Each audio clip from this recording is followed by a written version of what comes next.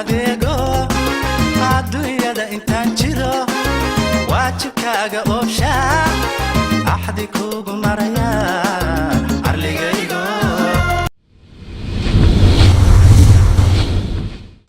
waxaan ahay murashax u tartamaya kursiga madaxweynenimo ee Jamhuuriyadda Dimuqraadiga Federaalka Soomaaliya magacaygu waxa la yiraahdaa Cabdicaziis Xasan Camalow Jaajo inaan ku adeego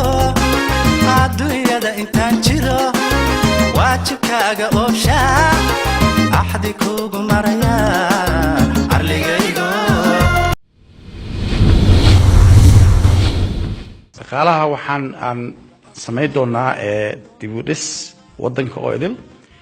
waxaan samayn doonaa inaan dhismo kaabooyinka oo dhaqaalaha wadanka oo dhaqaalaha uu ka samaynayo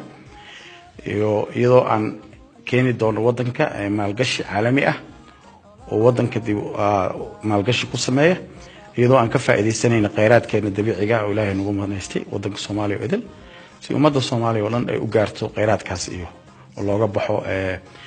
faqriga iyo dhibaatooyinka waxaan samayn doonaa shaqo abuuris oo dhalinyarada dhan aan u samayn doono oo yaani shaqaalaha waxaan samayn doonaa dib u dhis wadanka oo idil waxaan samayn doonaa inaan dhismo kaabooyinka oo dhaqaalaha wadanka oo dhaqaalaha uu ka samaynayo iyadoo aan keeni doono wadanka maalgashi caalami ah oo wadanka dib maalgashi ku sameeya iyadoo aan ka faa'iideysanayna kheyraadkeena dabiiciga ah oo Ilaahay nagu manaystay wadanka Soomaaliya oo idil si ummadda Soomaaliya oo dhan ay u gaarto kheyraadkaas iyo oo looga baxo faqriga iyo dhibaatooyinka waxaan samayn doonaa shaqo abuuris oo dhalinyarada dhan aan u samayn doono oo yaani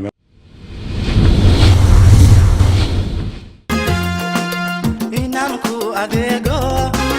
adduunyada intaan jiro waajibkaaga oosha